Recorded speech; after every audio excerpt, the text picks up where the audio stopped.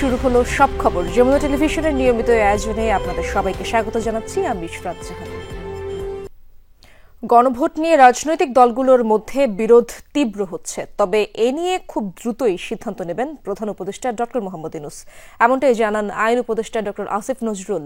বিকেলে উপদেষ্টা পরিষদের বৈঠক শেষে ব্রিফিংয়ে এই কথা বলেন তিনি। বলেন, নির্বাচনের পরিবেশ ঠিক রাখা সরকারের একার দায়িত্ব নয়, রাজনৈতিক দলগুলোর দায়িত্ব রয়েছে। ফেব্রুয়ারির প্রথমার্ধেই জাতীয় নির্বাচন অনুষ্ঠিত হবে বলে জানান আসিফ নজরুল।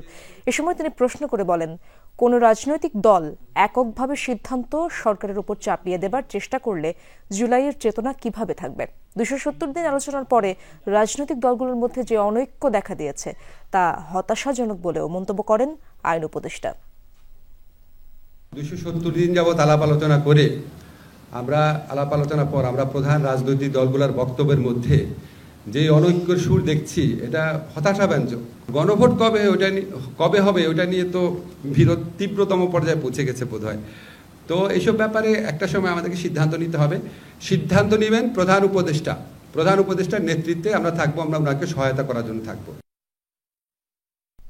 জুলাই সনদ বাস্তবায়নে ঐক্যমত্য কমিশনের সুপারিশকে একপেশে জবরদস্তিমূলক ও চাপিয়ে দেয়া বলে মনে করে বিএনপি, যা অর্থহীন, প্রহসনমূলক ও জাতির সঙ্গে প্রতারণার শামিল বলেও মন্তব্য করেছেন দলটির মহাসচিব মির্জা ফখরুল ইসলাম আলমগীর।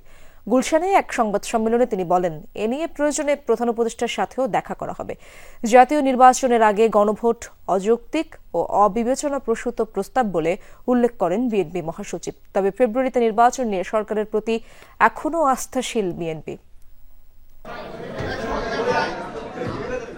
বিএনপির স্থায়ী কমিটির বৈঠকের সিদ্ধান্ত জানাতে বৃহস্পতিবার সকালে সংবাদ সম্মেলনে আসেন মহাসচিব মির্জা ফখরুল ইসলাম আলমগীর সহ দলের সিনিয়র নেতারা। লিখিত বক্তব্যে মহাসচিব জানান, জুলাই সনদ স্বাক্ষরের পর অগোচরে অঙ্গীকারনামায় কয়েক দফায় সংশোধন করা হয়েছে। গণভোটের জন্য তৈরি প্রস্তাবনায় বাদ দেওয়া হয়েছে রাজনৈতিক দলের নোট অব ডিসেন্ট।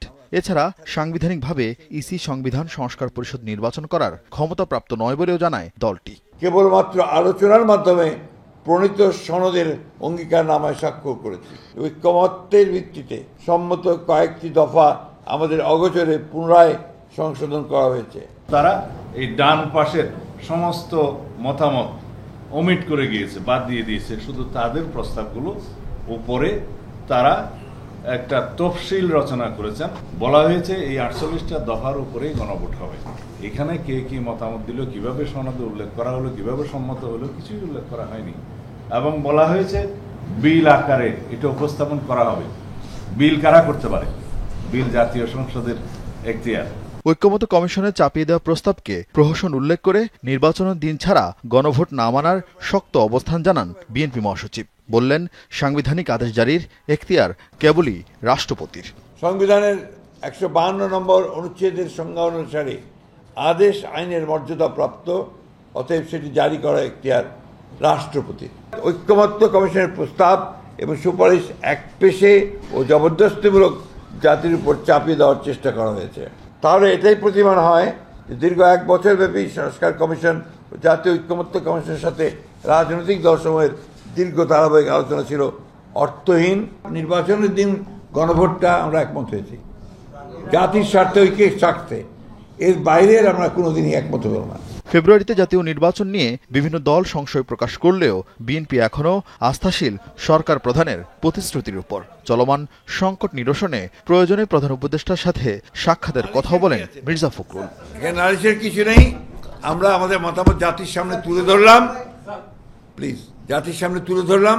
প্রয়োজনে আমরা এটা প্রধান উপদেষ্টার কাছে আমরা আবার যাব। আমাদের কাছে কোনো ধোঁয়াশা নেই। আমরা বিশ্বাস করি যে সরকার এবং নির্বাচন কমিশন তারা সকল প্রস্তুতি গ্রহণ করছেন এবং মার্চ ফেব্রুয়ারিতে নির্বাচন ঘোষিত যে তার সময় আছে, তাই নির্বাচন অনুষ্ঠিত হবে। জামায়াতের নেতৃত্বে কয়েকটি দল নানা কর্মসূচি অব্যাহত রাখলেও বিএনপি ধৈর্যের সাথে দায়িত্বশীল আচরণ করতে চায় বলে জানান মির্জা ফখরুল। আরিফিন শাকিল, যমুনা নিউজ, ঢাকা। ত্রয়োদশ জাতীয় সংসদ নির্বাচনকে সামনে রেখে প্রতীকের তালিকায় যুক্ত হয়েছে শাপলা কলি। এ নিয়ে নির্বাচন কমিশনের সিনিয়র আক্তার আহমেদ এই মুহূর্তে ব্রিফ করছেন। আমরা সরাসরি যাচ্ছি তার বক্তব্যে।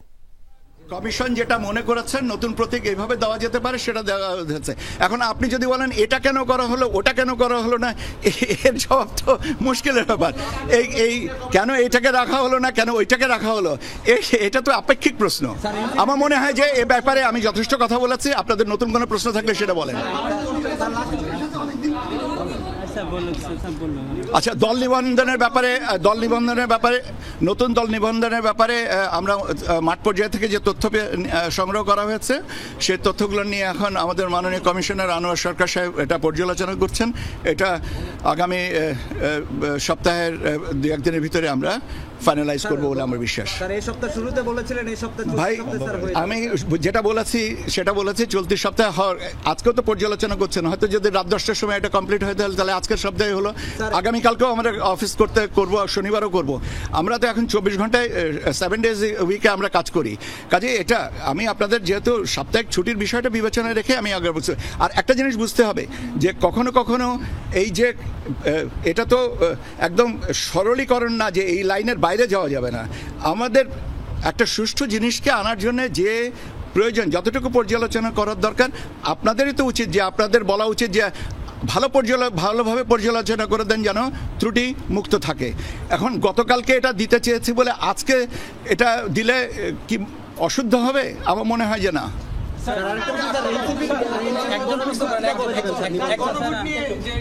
গণভোট নিয়ে কোনো আলোচনা হয়নি। 8টা দল এসেছে, স্মারকলিপিতে বলেছে নভেম্বর গণভোট করার জন্য। আপনারা তাদেরকে কি বলেছেন? আমরা শুনেছি গণভোটের সিদ্ধান্ত আমরা শুনেছি। ওনারা বলেছেন নভেম্বরে, আজকে যেটা আসছিলেন 8টা দল এসে বলেছেন যে তারা নভেম্বরে গণভোট চান। আমরা শুনেছি। আমাদের এখানে গণভোটের সিদ্ধান্তটা তো আপনারা জানেন, গত পরশুদিন বোধহয় পেপারে নাকি গতকালকের পেপারে হেডলাইন ছিল যে এটা সরকার সিদ্ধান্ত দেবে। সরকার সিদ্ধান্ত দিক।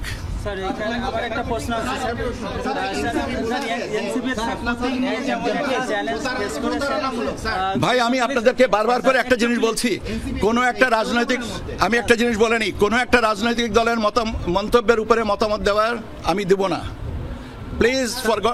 আমি আবারও বলছি, কোনো একটা রাজনৈতিক দলের কোনো মন্তব্যের পরে মতামত আমি দিব না। আমি শুধু কমিশনের পক্ষ থেকে যেটা বলার দরকার আমি সেটুকুই বলছি। কে কি না, ভোটকেন্দ্রের বিষয়ে আগুন অগ্নি, এটা ফায়ার সার্ভিসকে সেন্সিটাইজ করে রাখার কথা বলা হয়েছে, স্বরাষ্ট্র মন্ত্রণালয় এটা দায়িত্ব নেবে। ভাই, একসাথে সবাই উত্তর প্রশ্ন করলে তো হবে না।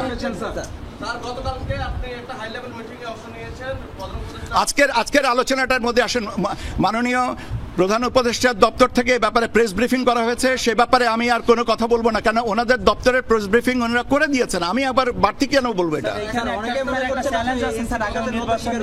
বড় যে চ্যালেঞ্জ বিগত 3টা নির্বাচন, যে বিতর্কিত 3টা নির্বাচনের কথা বলা হয় যে তারা দায়িত্ব পালন করেছিলেন, কিন্তু এই যে ত্রয়োদশ সংসদ নির্বাচনের দল নিরপেক্ষ ব্যক্তি নির্বাচনের ক্ষেত্রে যারা ভোট গ্রহণ কর্মকর্তার দায়িত্ব পালন আইন শৃঙ্খলা বাহিনী, সেই বিষয়ে আপনি একটু বলেছেন প্যানেল করছেন। আসলে প্যানেলটা করার পরে এই দল নিরপেক্ষ ব্যক্তি কিভাবে নির্বাচন করবেন আর কি, এটা আপনাদের চ্যালেঞ্জ মনে করেন কিনা, এবং সেটা কি এটার ব্যাপারে দিয়ে কোনো তদন্ত করবে, এটা এই জিনিসগুলো তাদের উপর ডিপেন্ড করবে না।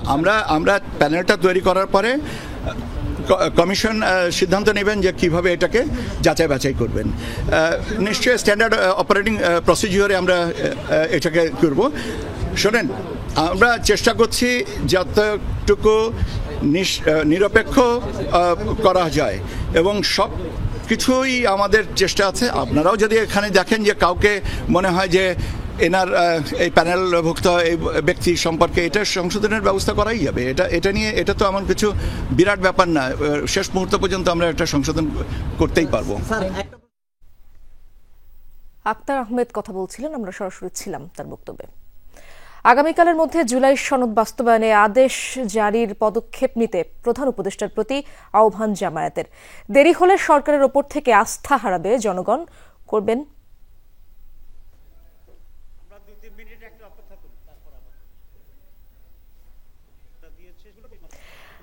বিকেলে এক জরুরি সংবাদ সম্মেলনে এসব কথা বলেন তিনি। একই সাথে সংস্কার শেষ করে ভোটের আগে অবশ্যই জুলাই সনদের আইনি ভিত্তি দেওয়ার দাবিও জানান নায়েবে আমির। বলেন, ফেব্রুয়ারিতে জাতীয় নির্বাচন চায় জামায়াত, তবে কোনোভাবেই একসাথে গণভোট নয়। জাতীয় নির্বাচনের আগে গণভোটের দাবি জানান তিনি। সম্মেলনে নায়েবে আমির বলেন, মেজরিটি দলের সিদ্ধান্ত অনুযায়ী ঐকমত্য কমিশন সিদ্ধান্ত নিয়েছে। নোট অব ডিসেন্ট রাখতে গেলে সব পয়েন্ট ধরে ধরে নির্বাচন দিতে হবে বলে মন্তব্য করেন তিনি।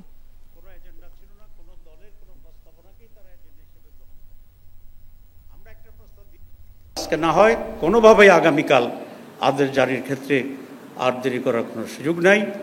যদি পরিকল্পিত হোক, অপরিকল্পিত হোক, বুঝে হোক, যে কারণে হোক, চাপে হোক, স্বাভাবিকভাবে হোক, এটা ডিলে করার কারণে আগে গণভোট করার সময় যদি সংকুচিত হতে থাকে, জাতীয় নির্বাচনে যেটাকে এফেক্ট করবে, এবং এরকম পরিস্থিতির জন্যে এই সরকারকে এবং যারা মাঠ গোলাটি করে একটা পরিস্থিতি তৈরি করছেন তাদেরকে এটার জন্য জাতির কাছে দায়ী থাকতে হবে।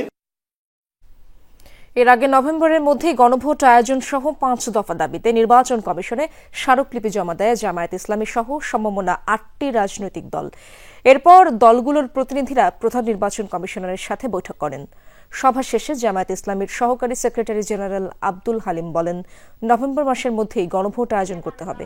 জাতীয় নির্বাচন আর গণভোট একই দিনে দেয়া যাবে না। বলেন, 8 দলের বৈঠকে সিদ্ধান্ত হয়েছে স্মারকলিপি দেওয়ার পর পরিস্থিতি পর্যবেক্ষণ করে নভেম্বর 3 তারিখ নতুন কর্মসূচি ঘোষণা দেওয়া হবে। এর আগে বেলা 12টার দিকে আগারগাঁও মোড়ে সংক্ষিপ্ত সমাবেশ শেষে মিছিল নিয়ে নির্বাচন কমিশনে যায় জামায়াত ইসলামীর নেতাকর্মীরা। মিছিল পূর্ব সমাবেশে জামায়াত নেতারা বলেন, নভেম্বরের মধ্যেই গণভোটের মাধ্যমে জুলাই সনদের আইনি ভিত্তি এবং ফেব্রুয়ারিতে নির্বাচন দিতে হবে।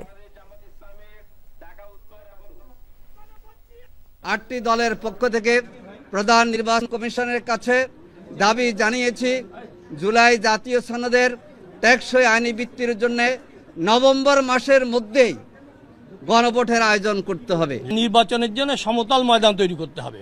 উনি বারবার কথা বলেছেন, আমরা সাধ্যমতো চেষ্টা করব।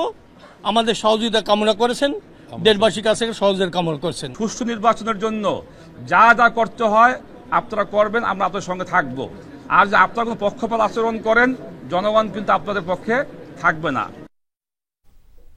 শেখ হাসিনা যেমন ভোট নিয়ে প্রতারণা করেছিল, ইউনূস সরকার তেমন জুলাই সনদ নিয়ে প্রতারণা করেছে বলে মন্তব্য করেছেন আইনজীবী ব্যারিস্টার কায়সার কামাল। অন্যদিকে আরেক আইনজীবী শিশির মনির বলেছেন, জুলাই সনদ নিয়ে একটি দল অযথা পরিস্থিতি উত্তপ্ত করছে। দুপুরে সুপ্রিম কোর্ট প্রাঙ্গণে আলাদা আলাদা ব্রিফিংয়ে এমন মন্তব্য করেন তারা।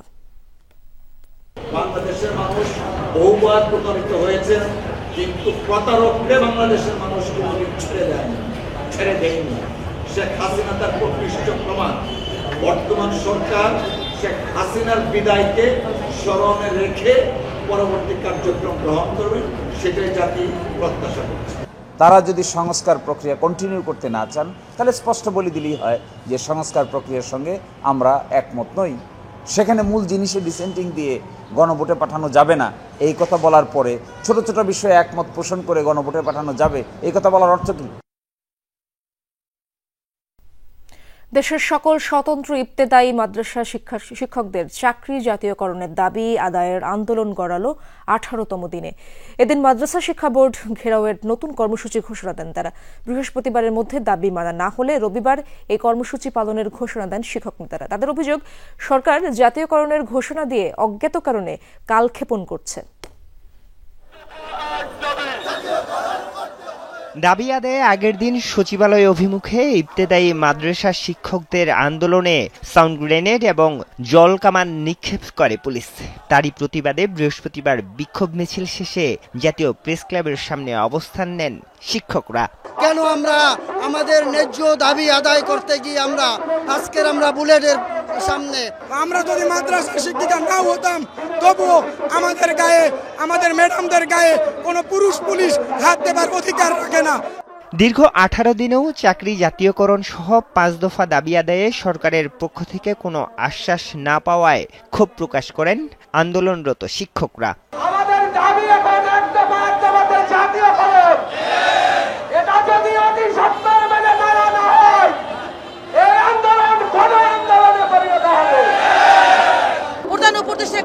হলটে পৌঁছে গেছে, কিন্তু প্রধানমন্ত্রী দস্তখত করতেছে না। অবশ্যই কোনো আমলা কামলা তাকে বেগরা দিয়ে রাখছে। বৃহস্পতিবারের মধ্যে দাবি পূরণ না হলে মাদ্রাসার সকল কার্যক্রম বন্ধ রাখা সহ আগামী রোববার মাদ্রাসা শিক্ষা বোর্ড ঘেরাওয়ের কর্মসূচি ঘোষণা দেয়া হয়। প্রাইমারি শিক্ষকরা 22 থেকে 40,000 টাকার মতো তারা বেতন ভাতা সহ সকল সুবিধা ভোগ করবে। আমাদের ইবতেদায়ী শিক্ষকরা এমপিও ভুক্ত করে শিক্ষকদেরকে রাষ্ট্রীয়ভাবে স্বীকৃতি দিবে, এটা তারা দেবে না, এটা কোন দেশের আইন। আন্দোলনকারীরা জানান গত 28 জানুয়ারি সরকার অনুদানভুক্ত ও অনুদানবিহীন সকল স্বতন্ত্র ইবতেদায়ী মাদ্রাসা পর্যায়ক্রমে জাতীয়করণের ঘোষণা দেয়, কিন্তু আদ্য অবধি তা বাস্তবায়নে কোনো উদ্যোগ নেয়নি।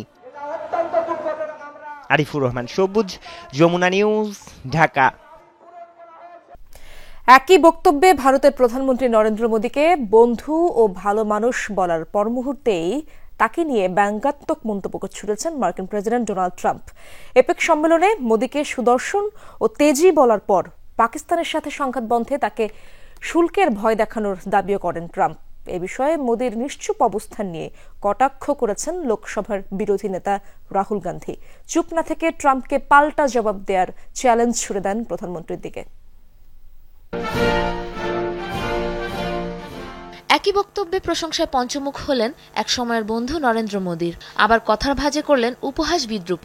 এপেক সম্মেলনে ভারত পাকিস্তান যুদ্ধ বিষয়ে বিস্তারিত বিবরণ দেওয়ার সময় ভারতের প্রধানমন্ত্রী নরেন্দ্র মোদীকে নিয়ে মিশ্র মন্তব্য মার্কিন প্রেসিডেন্ট ডোনাল্ড ট্রাম্পের। নরেন্দ্র মোদীকে ভালো মানুষ, সুদর্শন বলে শুরু করেন কথা। তাকে দেখলে নাকি মনে হয় নিজ বাবার কথা, এমনও মন্তব্য ছুড়েন মার্কিন প্রেসিডেন্ট। তবে কথা বলতে বলতে তাকে অত্যন্ত জেদি ও কিলার বলে ব্যঙ্গ করেন তিনি। বলেন, প্রথমে রাজি না হলেও 250% শুল্ক আরোপের ভয় দেখিয়ে পাকিস্তানের সাথে সন্ধিতে আসতে মোদীকে বাধ্য করেন তিনি।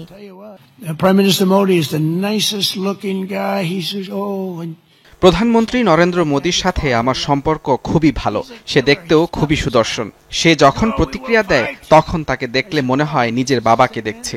সে খুনি, খুবই কড়া আর তেজি মানুষ মোদী। যুদ্ধ বন্ধের আহ্বানে সে যখন জেদির মতো লড়াই চালিয়ে যেতে চেয়েছিল তখন একবার মনে হয়েছিল ইনিই কি সেই মানুষ যাকে আমি এতদিন ধরে চিনি। কিন্তু এর ঠিক 2 দিন পর সে যুদ্ধ বন্ধে সম্মতি জানাতে কল করে আমাকে।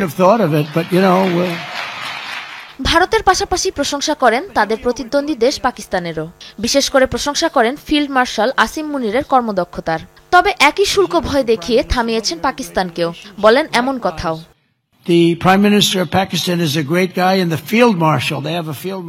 পাকিস্তানের প্রধানমন্ত্রীও একজন দারুণ মানুষ, বিশেষ করে তাদের ফিল্ড মার্শাল। সে একজন যোদ্ধা। প্রথমে রাজি না থাকলেও শুল্ক বৃদ্ধির আশঙ্কায় যুদ্ধ থামাতে সম্মত হয় দুদেশই। ট্রাম্পের এমন মন্তব্যের জেরে মোদী সরকারের জোরালো কটাক্ষ করেন ভারতের বিরোধী দলীয় নেতা রাহুল গান্ধী। দেশে দেশে যে মোদীকে নিয়ে কটাক্ষ করে তার অপমান করছেন মার্কিন প্রেসিডেন্ট, এমন অভিযোগও তোলেন কংগ্রেস নেতা।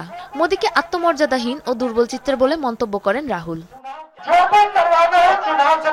নিজ স্বার্থ হাসিলে প্রধানমন্ত্রীকে আপনি নাচতে বললেও এক মুহূর্ত দ্বিধা করবেন না তিনি। দেশে দেশে গিয়ে বন্ধুত্বের নামে তাকে অপমান করেন ট্রাম্প। বলেন তাকে শুল্কের ভয় দেখিয়ে পাকিস্তানের উপর হামলা করা থেকে থামিয়েছেন। এ কথার বিপক্ষে এখনো একদম নিশ্চুপ মোদী। ভয় না পেয়ে ট্রাম্পকে পাল্টা জবাব দেওয়ার সৎসাহস দেখান।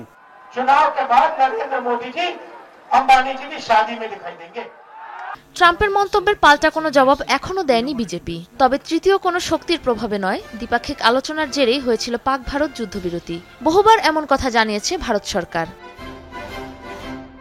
সাবরিনা নুসরাত, যমুনা নিউজ। এখন থেকে শুধু পরিবার নয়, পরিবারের বাইরেও ইমোশনাল অ্যাটাচমেন্ট আছে এমন পরিচিত কোনো ব্যক্তিও লিগ্যালভাবে অঙ্গ সংযোজন করতে বা দিতে পারবেন।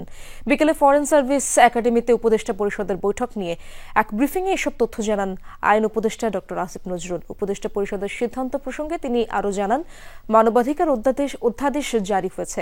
আন্তর্জাতিক প্রথাগত আইনে মানবাধিকার কমিশন ভূমিকা রাখতে পারবে। আলাদা করে গুম কমিশন গঠনের প্রয়োজন নেই। ব্রিফিংয়ে প্রধান উপদেষ্টার প্রেস সচিব শফিকুল আলম জানান, বৈঠকে জুলাই আগস্টের আহতদের বিদেশে চিকিৎসার ব্যয় নিয়ে আলোচনা হয়েছে। বর্তমানে 65 জন চিকিৎসা নিচ্ছে। সর্বোচ্চ একজনের 8 কোটি টাকা খরচ হয়েছে। প্রেস সচিব জানান, বনানীতে 2025-এর অনুমোদন পেয়েছে।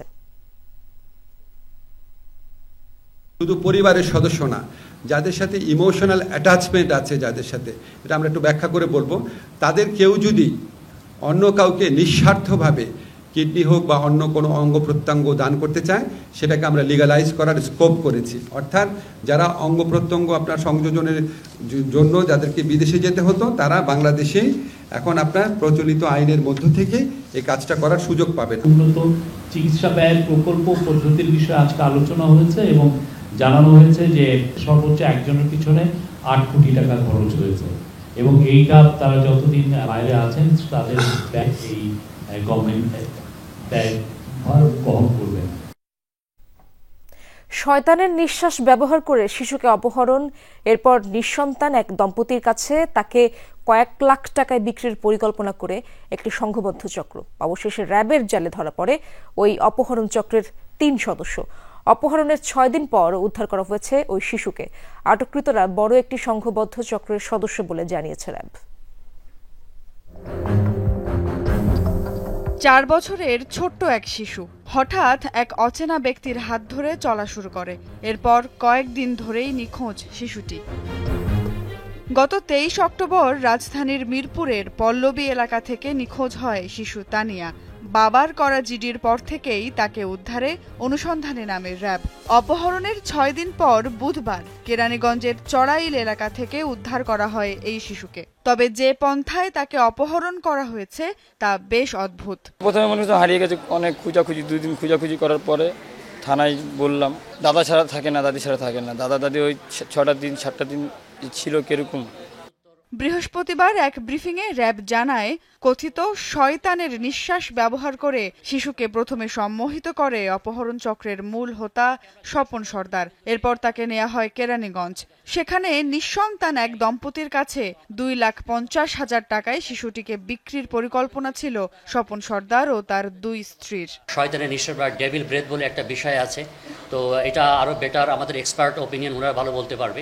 তো আমাদের কাছে এটা প্রাথমিকভাবে একদম সুস্পষ্ট মনে হয়েছে, বাচ্চাকে আবিষ্ট করে এই অপহরণটা করেছে এবং এটা সংঘবদ্ধ একটা চক্র। নিঃসন্তান যে দম্পতি আছে, এটা খুবই সিক্রেটলি এটা লেনদেন হয়। র্যাব জানায়, জিনের বাদশা পরিচয় দিয়ে এরই মধ্যে কয়েক হাজার টাকা হাতিয়ে নেওয়া হয়েছে ভুক্তভোগী পরিবারের কাছ থেকে। তারা নিজেকে জিনের বাদশা বা হিসাবে তাকে ফোন দিয়েছে, ফোন দিয়ে বলতেছে এই ব্যাপার যে আপনার মেয়ের তো শরীর, এখানে বাচ্চা মেয়ের ওইখানে দাগ আছে, পায়ের সমস্যা আছে, তার মুখে একটু দাগ আছে। তখন বাবা মা বিশ্বাস করেছে যে বাদী, এবং সে অনুযায়ী তাদেরকে বিভিন্নভাবে কিছু টাকা পয়সা প্রদান করেছে। আটককৃতরা সংঘবদ্ধ অপহরণ চক্রের সদস্য বলে জানায় র্যাব। তাদের বিরুদ্ধে আইনানুগ ব্যবস্থা গ্রহণ করা হচ্ছে। দ্বিতীয় স্ত্রী ওখানে তার প্রথম স্ত্রী, কমপ্লিট একটা পারিবারিক বন্ডনেসে এই কাজগুলো করে যাচ্ছে। সুমাইয়া ঐশী, যমুনা নিউজ, ঢাকা। হাঁটতে হাঁটতে যেন ক্লান্ত বাংলাদেশ ক্রিকেট দল। হাড়ের বৃত্তে বন্দী সিমন্সের দল, অথচ অনুশীলন না করে বিশ্রামে ক্রিকেটাররা। ঘুরে দাঁড়ানোর স্পৃহা যেমন মাঠে দেখা যায় না, ঠিক তেমনি ম্যাচের আগে অনুশীলনেও দেখা মেলেনি ফিরে আসার তাগিদ। অথচ সিরিজ জয় নিশ্চিত করার পরও ক্যারিবীয়রা ঠিকই করছে ট্রেনিং। এবার ঘরের মাঠে হোয়াইট ওয়াশের বদলা নিতে চায় ড্যারেন স্যামির দল। চট্টগ্রাম থেকে হাসিনুর রহমানের রিপোর্টে বিস্তারিত। মিরপুরের হোম অফ ক্রিকেটে গেলে 7 সকালে মুশফিকুর রহিমের আগমন আর তার অনুশীলন করার চিত্রটা নিয়মিত। যখন তার ফরম্যাটের খেলা থাকে না, অন্যরা বিশ্রামে, তখনও মাঠে ঘাম জড়ান মুশি। তাই তো তিনি দেশের অন্যতম সেরা ব্যাটার। সাকিব আল হাসানের কথাই দেখুন, খারাপ ফর্মে থাকলে কি কঠোর পরিশ্রম করেন তিনি। প্রয়োজনে বিদেশ থেকে 2 দিনের জন্য দেশে এসে প্রিয় কোচের সঙ্গে ট্রেনিং করেছেন। ফ্র্যাঞ্চাইজি লিগে ব্যক্তিগত কোচ নিয়ে গিয়ে অনুশীলন করে খুঁজে পেয়েছেন ক্যারিয়ার সেরা ছন্দ। Practice makes a man perfect, এই কথাটি সাকিব মুশফিকরা বিশ্বাস করতেন, মানতেন। তবে এই প্রবাদকে থোড়াই কেয়ার করেন বাংলাদেশ দলের বর্তমান ক্রিকেটার আর কোচিং স্টাফরা। টানা হাঁটছে দল, অথচ বিশ্রাম নিতে নিতেই টিম হোটেলে ক্লান্ত লিটন দাসের দল। শুধু তাই নয়, ব্যক্তি উদ্যোগে কিংবা ঐচ্ছিক সেশনেও কেউ আসেনি সাগরিকার স্টেডিয়ামে। হোটেলে বসে শীতাতাপ নিয়ন্ত্রিত কক্ষে সময় পার করেছে ফিল সিমন্সরা।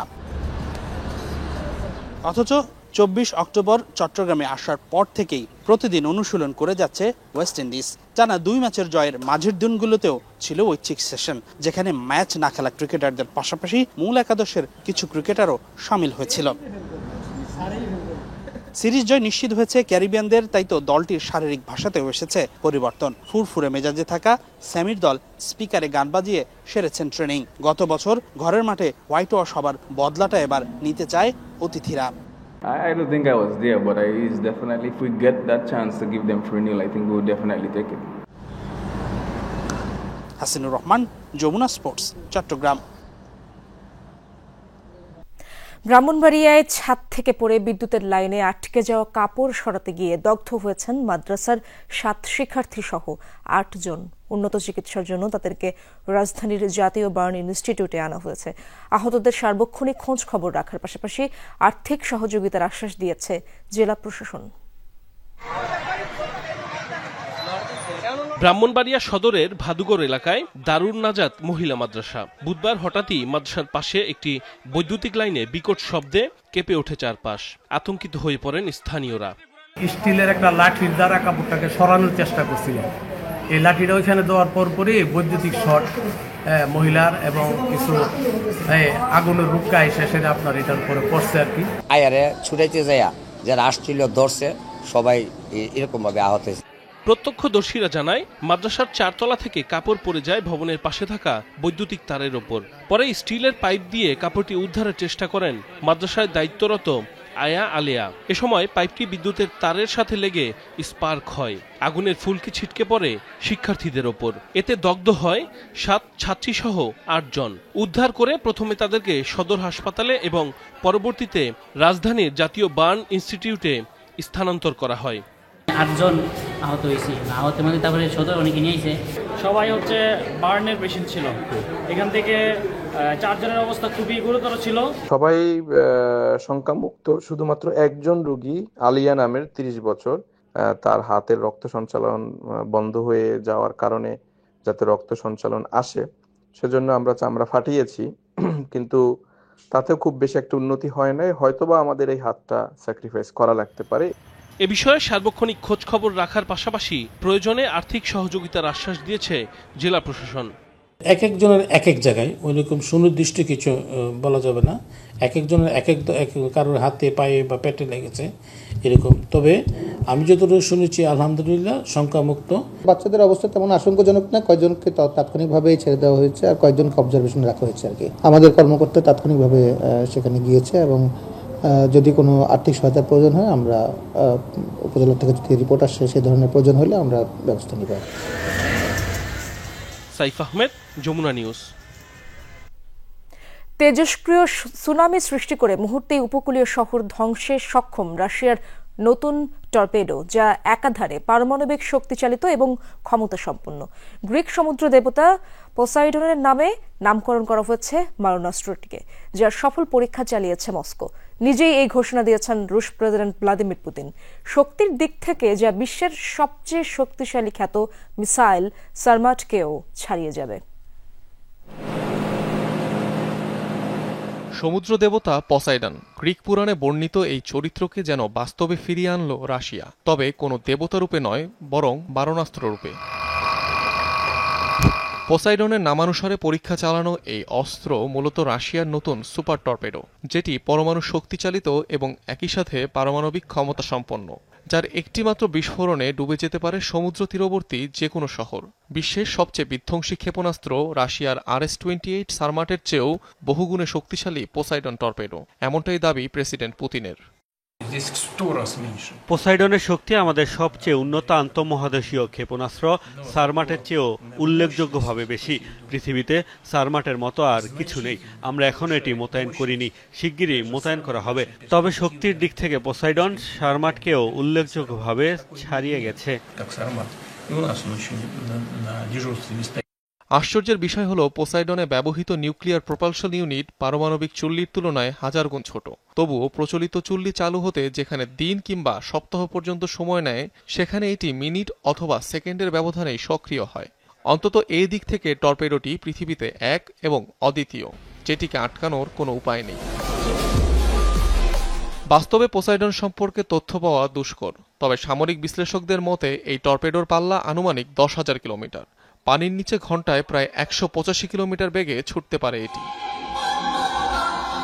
2018-19 সালেও পোসাইডনের ফিল্ড টেস্ট সম্পন্ন করে রাশিয়া। খুব শিগগিরই তা মোতায়েন করা হবে কৌশলগত গুরুত্বপূর্ণ স্থানে। অনিক রহমান, যমুনা নিউজ। রাশিয়ার সাথে পাল্লা দিয়ে এবার পারমাণবিক অস্ত্রের পরীক্ষা শুরু করবে যুক্তরাষ্ট্র। পেন্টাগনকে এমন নির্দেশ দিয়েছেন মার্কিন প্রেসিডেন্ট ডোনাল্ড ট্রাম্প। খুব শিগগিরই শুরু হতে যাচ্ছে ওয়াশিংটনের কার্যক্রম।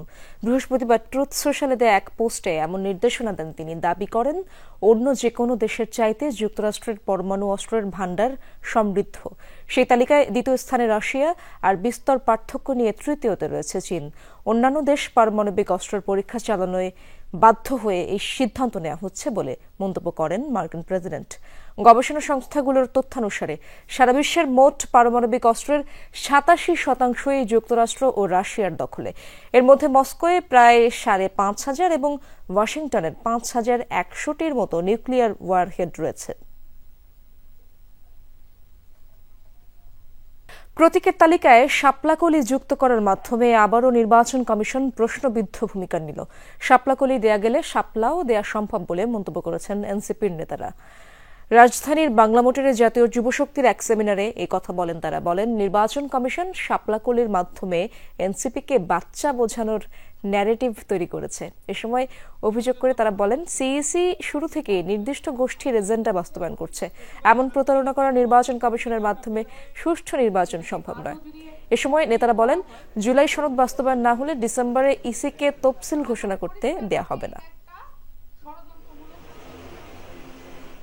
কোন ধরনের কারণ, আইনি ব্যাখ্যা, কোন সাংবিধানিক ব্যাখ্যা ছাড়া আবারও একটা নির্বাচন কমিশন এমন একটা পজিশন নিল যে এটা একটা প্রশ্নের জন্ম দেয়। শাপলা কলি যদি অন্তর্ভুক্ত করা যায়, এটা কি এমন একটা জায়গা দাঁড় করায় না যে তারপরে তোমরা যা চেয়েছো সেটা আমরা দিলাম না। চালের বাজারেও জালিয়াতির যেন শেষ নেই। বিভিন্ন ব্র্যান্ডের চালের প্যাকেট হুবহু নকল করে অবাধে বাজারজাত চলছে চট্টগ্রামের রিয়াজউদ্দিন বাজারে। ভোক্তা অধিকার সংরক্ষণ অধিদপ্তর অভিযানে হাতে নাতে ধরা পড়ে জালিয়াতি। এ সময় 3 প্রতিষ্ঠানকে 2.5 লাখ টাকা জরিমানা এবং অন্যদের সতর্ক করা হয়। প্যাকেটের গায়ের রং, লেখা, ডিজাইন সবকিছুই একদম আসলের মতো, কিন্তু বাস্তবে 1 কেজি ওজনের এসব চালের প্যাকেট পুরোটাই নকল। নামি দামি ব্র্যান্ডের চালের হুবহু নকল প্যাকেট বাজারজাত করা হচ্ছিল চট্টগ্রামের রিয়াজউদ্দিন বাজারে। অভিযোগ পেয়ে দুপুরে সেখানে ভোক্তা অধিকার সংরক্ষণ অধিদপ্তর অভিযান চালালে হাতে নাতে ধরা পড়ে জালিয়াতি। ভোক্তা কখনো বুঝতে পারবে না, জিনিসটা দেখেন না, সেম টু সেম। পিছনে জাস্ট 2 নম্বরের একটুখানি বেশ কম আছে, এইটাই, আর লেখাটা একটু 19-20 আছে আর কি।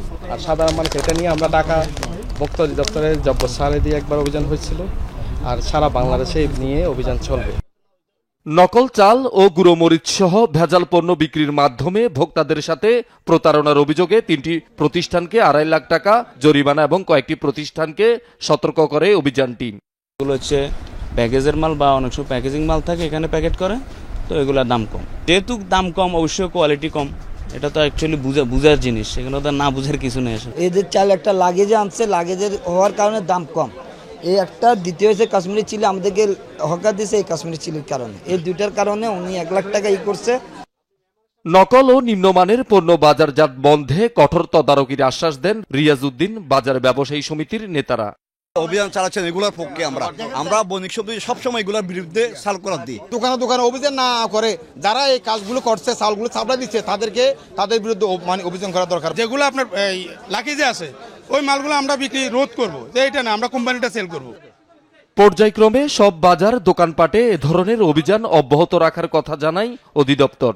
যে ব্যবসায়ীরা তাদের ব্যবসাটা ভালো বুঝবে, এটা স্বাভাবিক, কিন্তু মানুষের স্বার্থ যেন তারা বিবেচনা করে, পণ্যের অথেন্টিসিটি যাচাই করে যেন পণ্য বাজারে বিক্রয়ের জন্য উপস্থাপন করে। ভোক্তা অধিকার বিরোধী পণ্য যদি তারা বাজারে সেল করে, তারা আমরা আইনগতভাবে যতটুকু কঠোর হওয়া যায় আমরা কঠোরতা আরোপ করব। শহীদুল সুমন, যমুনা নিউজ, চট্টগ্রাম। ঢাকার বায়ু দূষণ বন্ধে আদালতের 9 দফা নির্দেশনা এবং 3 সপ্তাহের মধ্যে বাস্তবায়ন করে তার প্রতিবেদন দাখিলের নির্দেশ দিয়েছেন হাইকোর্ট।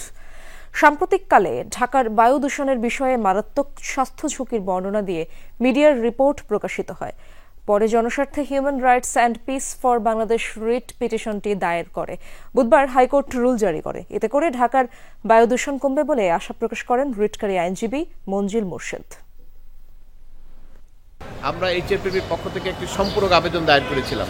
আদালত আজকে শুনানি শেষে আগামী 3 সপ্তাহের মধ্যে বিবাদীদেরকে বলেছেন আদালতের 9 দফা নির্দেশনা অনুসারে কার্যকরী পদক্ষেপ গ্রহণ করে আদালতে কমপ্লায়েন্স রিপোর্ট দাখিল করার জন্য এবং পরবর্তী 30 নভেম্বর পরবর্তী আদেশের জন্য আদালত রেখেছেন।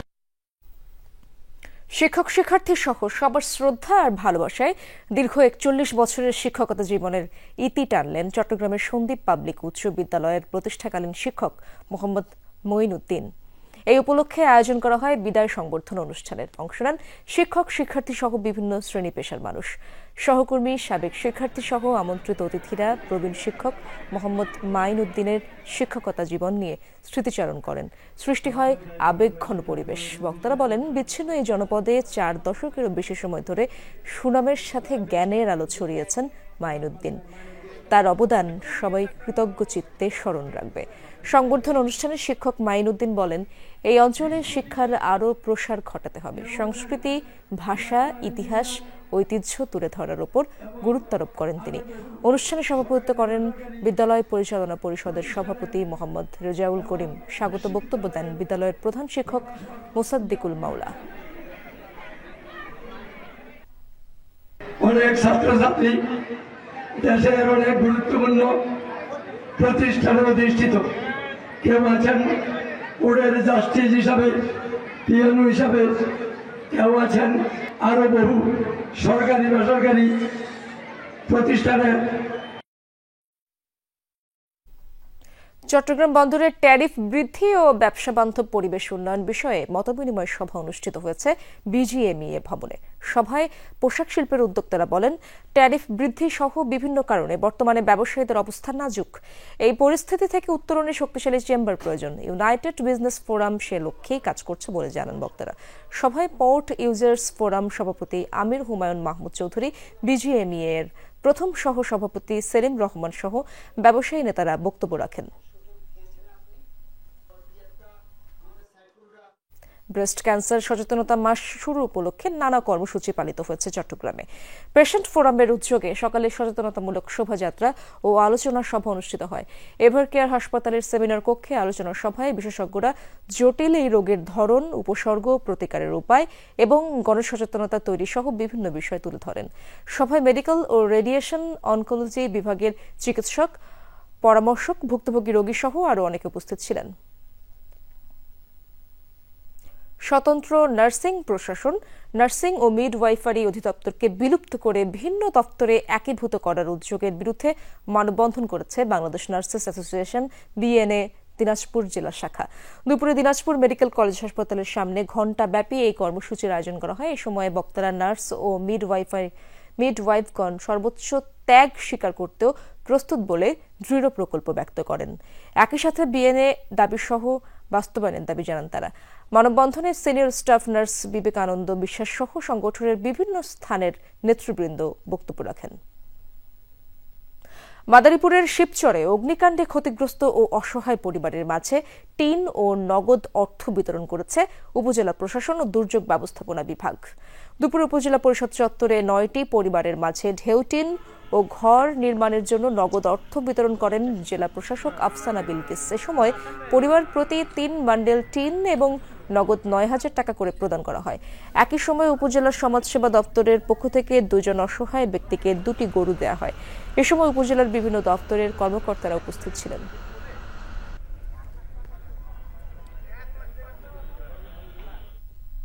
দর্শক, এই ছিল আজকে সব খবরের আয়োজনে। এতক্ষণ যারা সঙ্গে ছিলেন সবাইকে ধন্যবাদ।